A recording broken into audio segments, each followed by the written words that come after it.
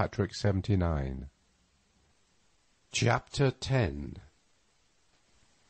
Oh, days and days went by now, and no Satan.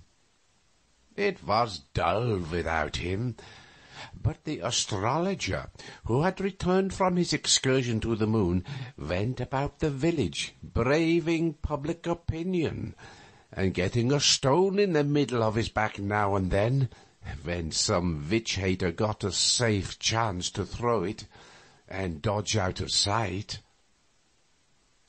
Meantime, two influences had been working well for Margaret.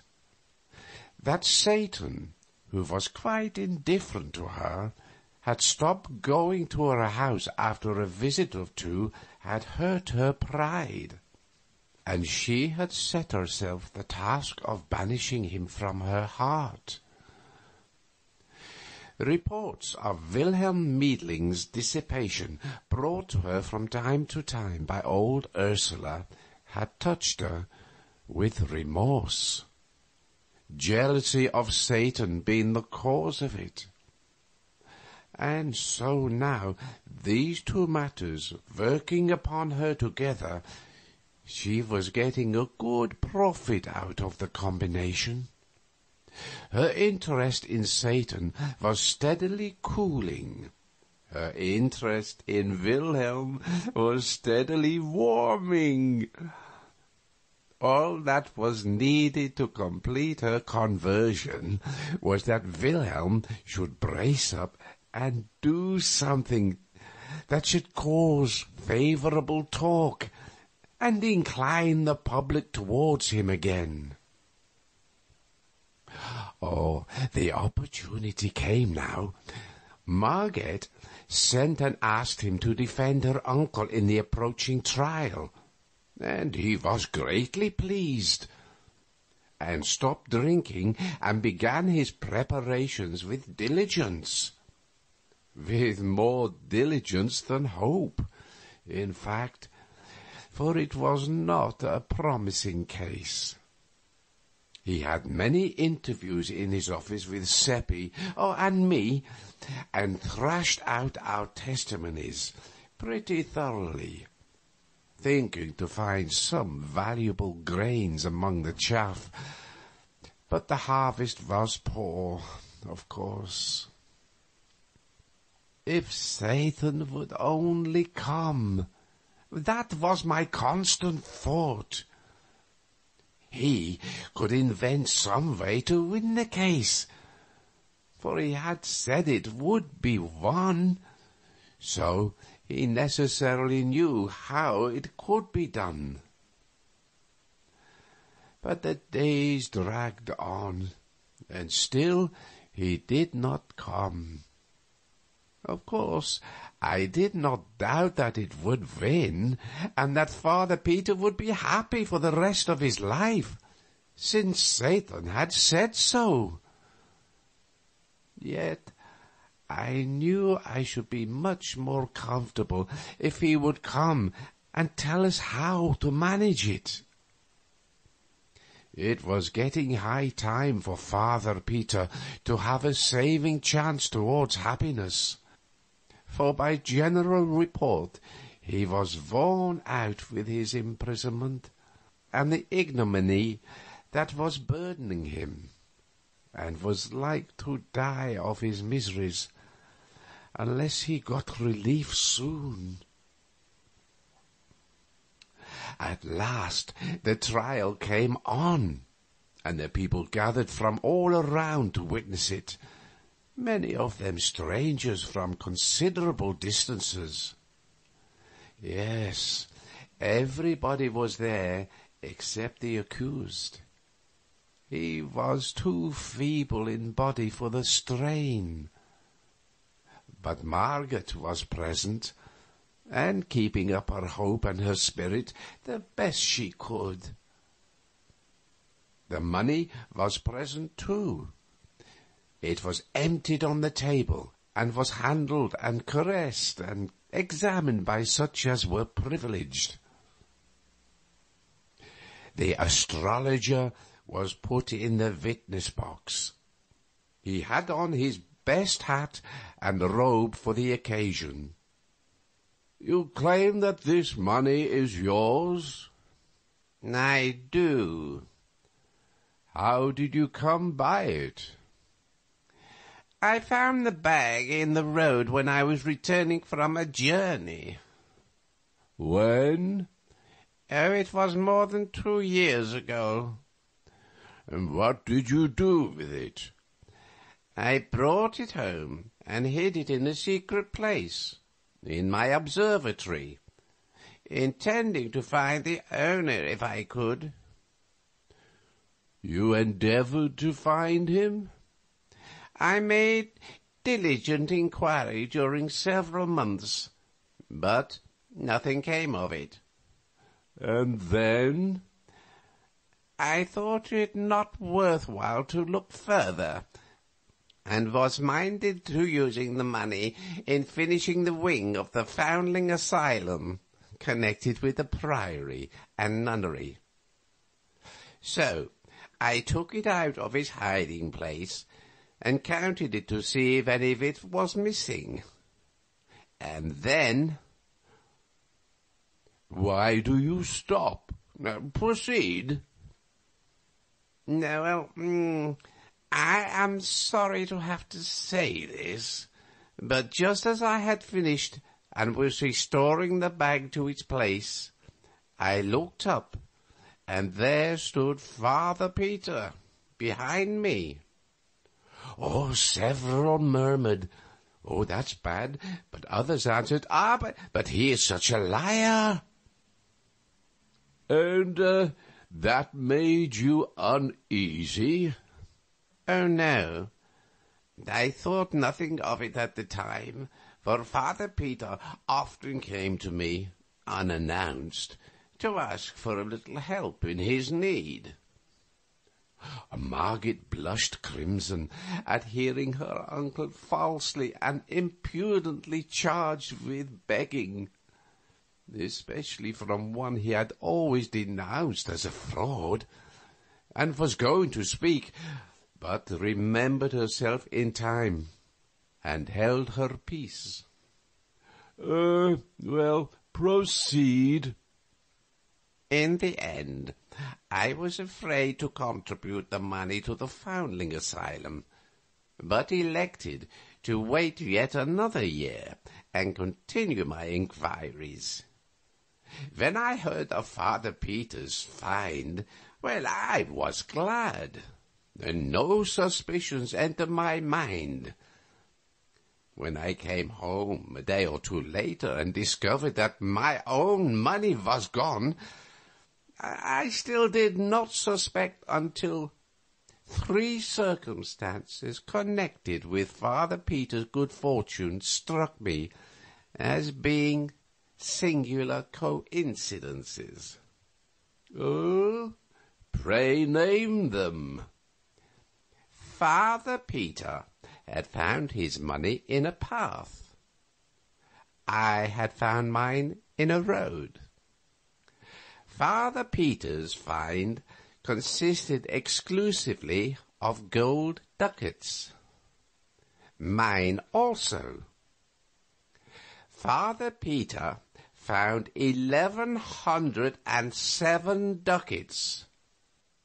I exactly the same. Oh, this closed his evidence, and certainly it made a strong impression on the house. One could see that. Well, Wilhelm Meidling asked him some questions, then called us boys, and we told our tale.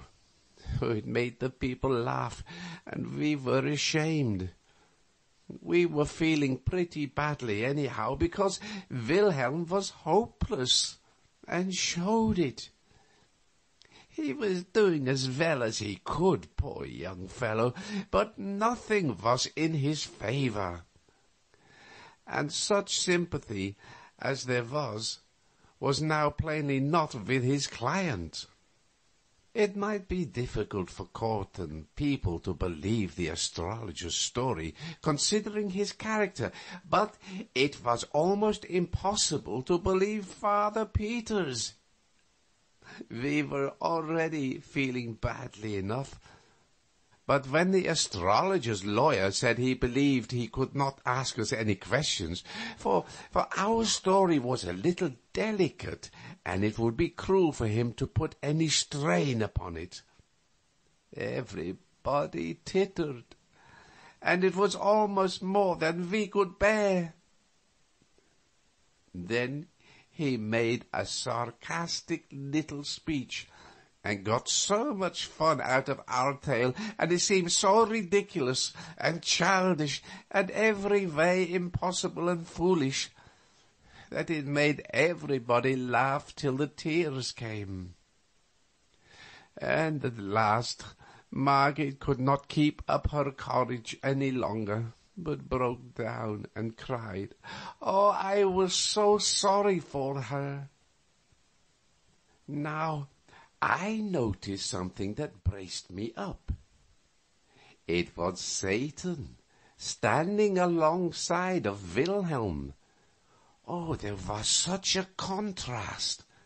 Satan looked so confident, had such a spirit in his eyes and face, and Wilhelm looked so depressed and despondent. We two were comfortable now, and judged that he would testify and persuade the bench and the people that black was white and white black, or any colour he wanted it. We glanced around to see what the strangers in the house thought of him, for he was beautiful, stunning in fact. But no one was noticing him.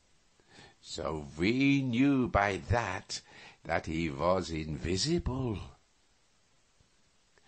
The lawyer was saying his last words, and while he was saying them, Satan began to melt into Wilhelm. He melted into him and disappeared.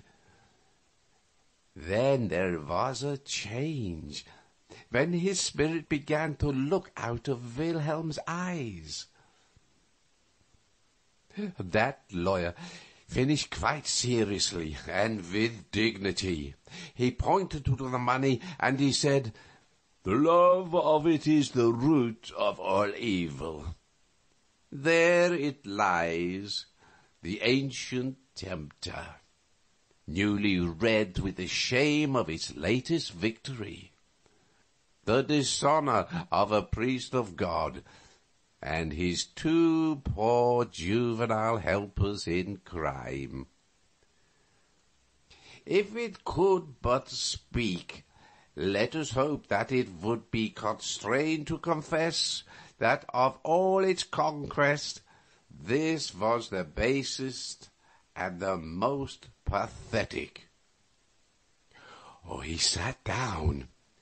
Wilhelm rose and said, "From the testimony of the accuser, I gather that he found this money in a road more than 2 years ago. Correct me, sir, if I misunderstood you." The astrologer said his understanding of it was correct, and the money so found was never out of his hands thenceforth up to a certain definite date, the last day of last year. Correct me, sir, if I am wrong. The astrologer nodded his head. Wilhelm turned to the bench and said, "If I prove that this money here was not that money, then it is not his?" Well, certainly not. But this is irregular. If you had such witness, it was your duty to give proper notice of it and have him here too. He broke off and began to consult with the other judges. Meantime, that other lawyer got up excited and began to protest against allowing new witnesses to be brought into the case at this late stage. The judges decided that his contention was just and must be allowed. "But this is not a new witness," said Wilhelm. "It has already been partly examined." "Well, I speak of the coin." The coin? What can the coin say?" "It can say it is not the coin that the astrologer once possessed. It can say it was not in existence by last December. By its date it can say this." And it was so. There was a greatest excitement in the court while the lawyer and the judges were reaching for coins and examining them and exclaiming. And everybody was full of admiration for Wilhelm's brightness in happening to think of that neat idea. At last order was called, and the court said, "All of the coins, but 4, are of the date of the present year. The court tenders its sincere sympathy to the accused, and its deep regret that he, an innocent man, through an unfortunate mistake, has suffered the undeserved humiliation of imprisonment and trial. The case is dismissed." So the money could speak after all, though that lawyer thought it couldn't. The court rose, and almost everybody came forward to shake hands with Margaret and congratulate her, and then to shake with Wilhelm and praise him. And Satan had stepped out of Wilhelm and was standing around looking on full of interest, and people were walking through him every which way, not knowing he was there.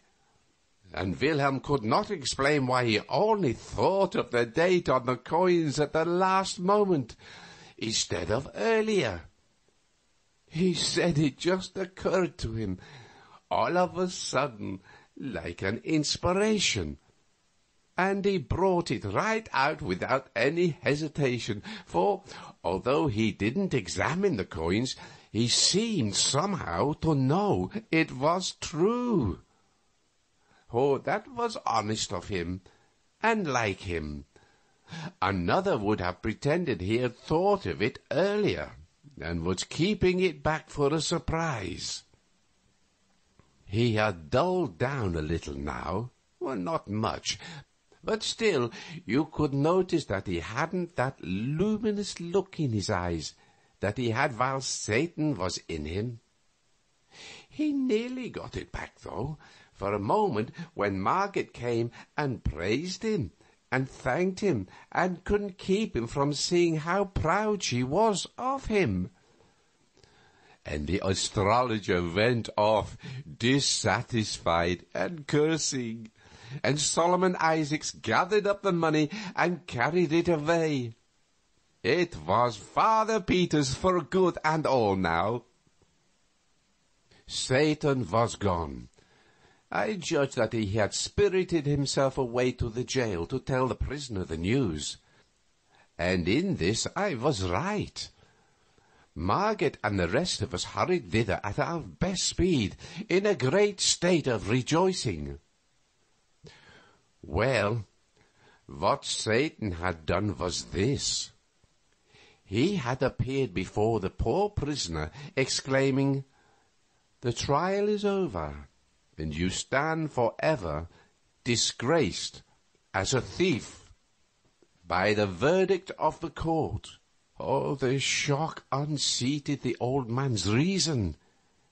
When we arrived 10 minutes later, he was parading pompously up and down and delivering commands to this and that and other constable or jailer, and calling them Grand Chamberlain, and Prince this and Prince that, and Admiral of the Fleet, Field Marshal in command, and all such fustian, and was as happy as a bird. He thought he was an emperor. Oh, Margaret clung herself to his breast and cried, and indeed everybody was moved almost to heartbreak. He recognized Margaret, but could not understand why she should cry. He patted her on the shoulder and said, "Oh, don't do it, dear. Remember there are witnesses, and it is not becoming in the crown princess. Tell me your trouble. It shall be mended. There is nothing the emperor cannot do." Oh, then he looked around and saw old Ursula up with apron to her eyes. He was puzzled at that, and said, "And what is the matter with you?" Through her sobs she got out words explaining that she was distressed to see him so. He reflected over that a moment, then muttered, as if to himself, "A singular old thing, the Dowager Duchess. Well, she means well, but is always snuffling and, well, never able to tell what it is about. It is because she doesn't know." And his eye fell on Wilhelm. "Oh, Prince of India," he said, "I divine that it is you that the crown princess is concerned about. Her tears shall be dried. I shall no longer stand between you. She shall share your throne, and between you shall inherit mine. Oh, there, little lady, have I done well?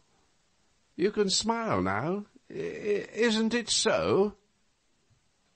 Well, he petted Margaret and kissed her, and was so contented with himself and with everybody that he could not do enough for us all, but began to give away kingdoms and such things right and left, and the least that any of us got was a principality. And so, at last, being persuaded to go home, he marched an imposing state, and when the crowds along the way saw how it gratified him to be so hurrahed at, they honored him at the top of his desire, and he responded with condescending bows and gracious smiles, and often stretched out a hand and said, "Oh, bless you, my people." As pitiful a sight as ever I saw, and Margaret and old Ursula crying all the way. On my road home I came upon Satan, and I reproached him with deceiving me with that lie. He was not embarrassed, but said quite simply and composedly, "Ah, you mistake. It was the truth. I said he would be happy the rest of his days, and he will, for he will always think he is the emperor, and his pride in it and his joy in it will endure to the end. He is now, and will remain, the one utterly happy person in this empire." "But the method of it, Satan, the method! Couldn't you have done it without depriving him of his reason?" Oh, it was difficult to irritate Satan, but that accomplished it. "What an ass you are," he said. "Are you so unobservant as to have found out that sanity and happiness are an impossible combination? No sane man can be happy, for to him life is real. and he sees what a fearful thing it is. Only the mad can be happy, and not many of those. The few that imagine themselves kings or gods are happy. The rest, well, they're no happier than the sane. Of course, no man is entirely in his right mind at any time, but I have been referring to the extreme cases. I have taken from this man that trumpery thing which the race regards as a mind. I have replaced his tin life with a silver gilt fiction. And you see the result? And you criticize. I said I would make him permanently happy, and I have done it. I have made him happy by the only means possible to this race. And you are not satisfied. Oh, he heaved a discouraged sigh and said, "It seems to me that this race is hard to please." Oh, there it was, you see. He didn't seem to know any way to do a person a favor except by killing him or making a lunatic out of him. I apologized as well as I could, but privately I did not think much of his processes at that time.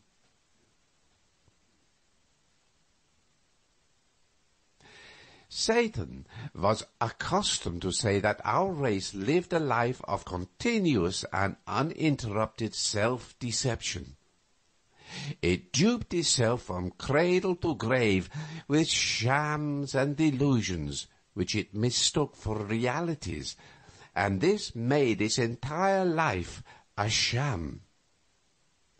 Of the score of fine qualities which it imagined it had, and was vain of, it really possessed hardly one. It regarded itself as gold, and was only brass. One day, when he was in this vein, he mentioned a detail: the sense of humor. I cheered up then and took issue. I said we possessed it. "There spoke the race," he said, "always ready to claim what it hasn't got, and mistake its ounce of brass filings for a ton of gold dust.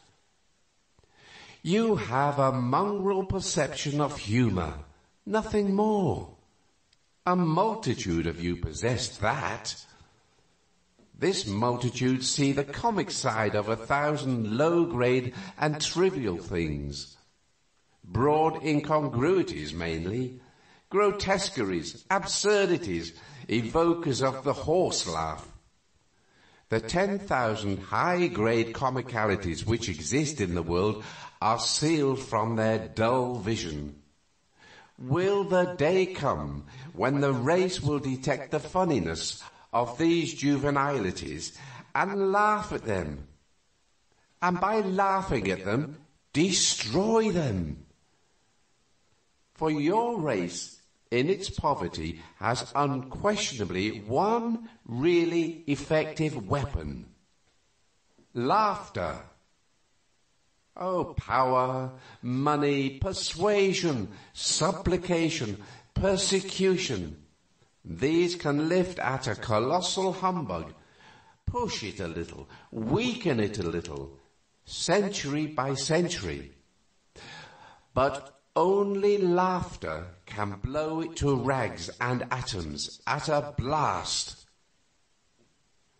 Against the assault of laughter, nothing can stand. You are always fussing and fighting with your other weapons. Do you ever use that one? No. you leave it lying rusting. As a race, do you ever use it at all? No. You lack the sense and the courage. We were traveling at the time and stopped at a little city in India and looked on while a juggler did his tricks before a group of natives. Oh, they were wonderful, but I knew Satan could beat that game, and I begged him to show off a little, and he said he would. He changed himself into a native in turban and breechcloth, and very considerably conferred on me a temporary knowledge of the language.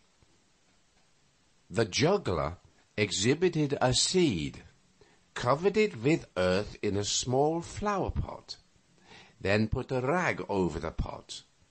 After a minute, the rag began to rise. In 10 minutes, it had risen a foot, and then the rag was removed, and a little tree was exposed, with leaves upon it, and ripe fruit. We ate the fruit, and it was good. But Satan said, "Why do you cover the pot? Can't you grow the tree in the sunlight?"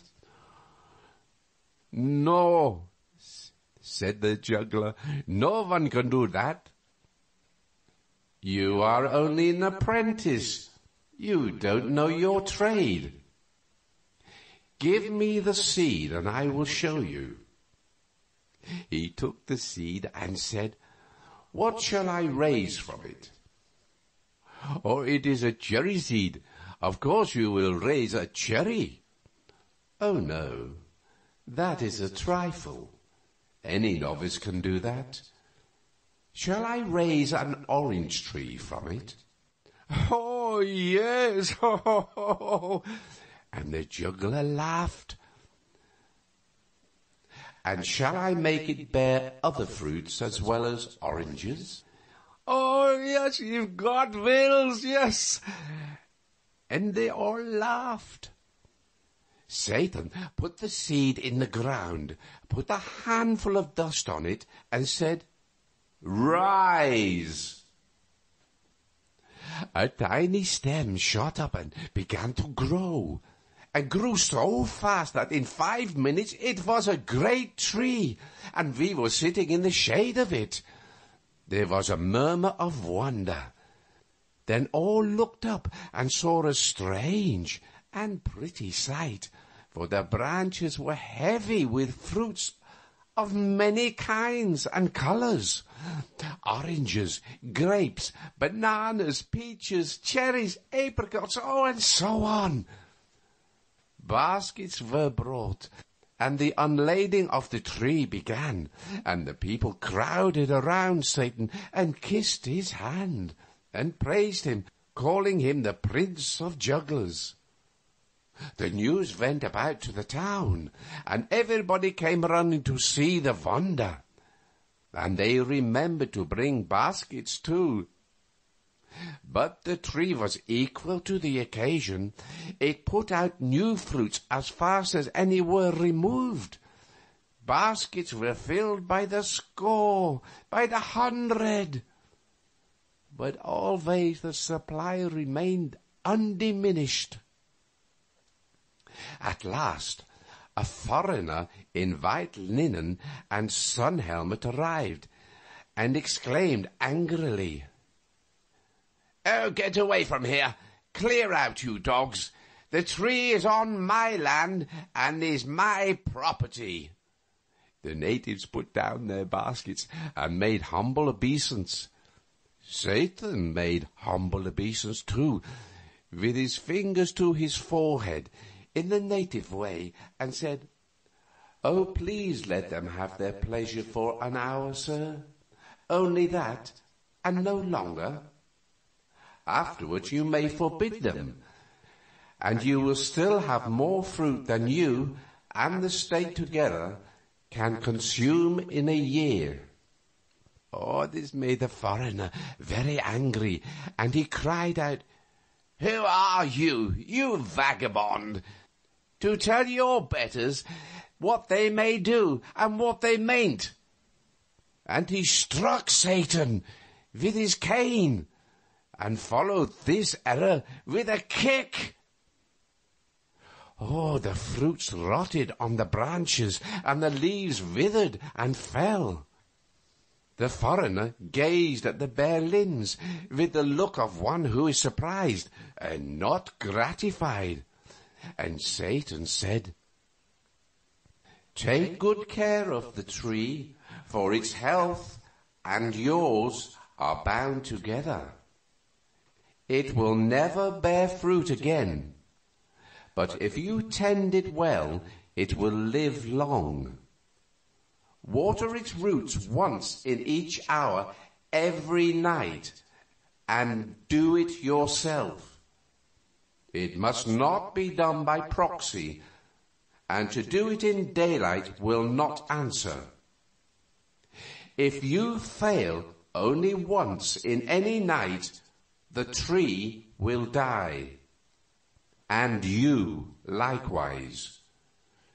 Do not go home to your own country anymore. You would not reach there. Make no business or pleasure engagements which require you to go outside your gate at night. You cannot afford the risk. Do not rent or sell this place. It would be injudicious." Oh, the foreigner was proud and wouldn't beg, but I thought he looked as if he would like to. While he stood gazing at Satan, we vanished away and landed in Ceylon. I was sorry for that man.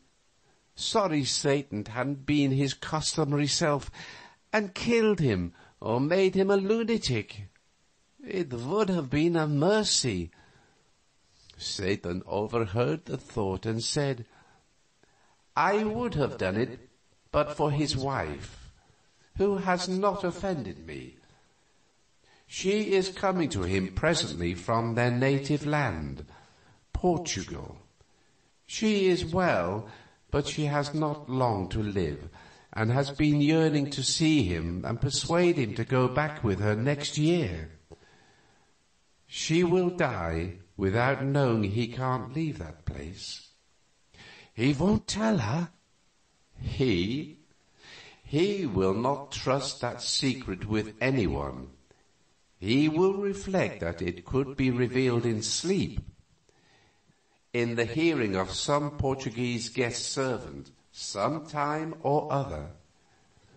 Or did none of those natives understand what you said to him? None of them understood, but he will always be afraid that some of them did.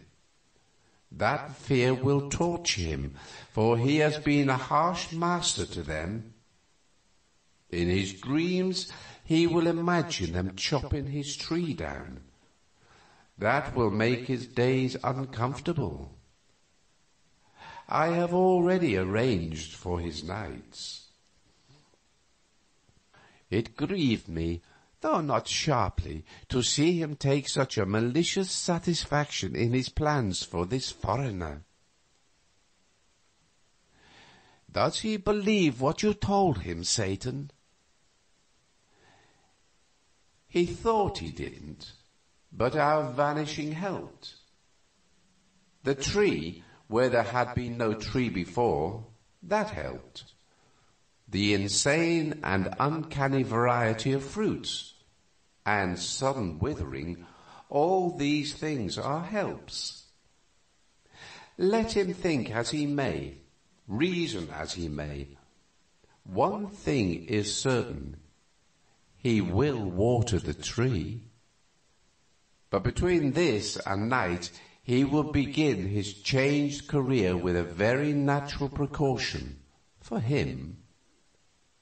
Oh, what is that? He will fetch a priest to cast out the tree's devil. Oh, you are such a humorous race, and don't suspect it. Will he tell the priest? No.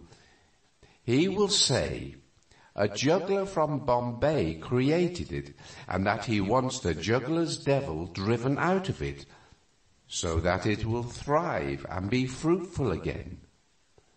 The priest's incantations will fail. Then the Portuguese will give up that scheme and get his watering pot ready. Ah, but the priest will burn the tree. I know it. He will not allow it to remain. Yes. And anywhere in Europe he would burn the man too. But in India the people are civilized, and these things will not happen. The man will drive the priest away and take care of the tree. Well, I reflected a little, then said, Satan, you have given him a hard life, I think. Well, comparatively. Well, it must not be mistaken for a holiday. We flitted from place to place, around the world as we had done before. Satan showing me 100 wonders, most of them reflecting in some way the weakness and triviality of our race. He did this now every few days, not out of malice, I am sure of that. It only seemed to amuse and interest him, just as a naturalist might be amused and interested by a collection of ants. End of chapter 10.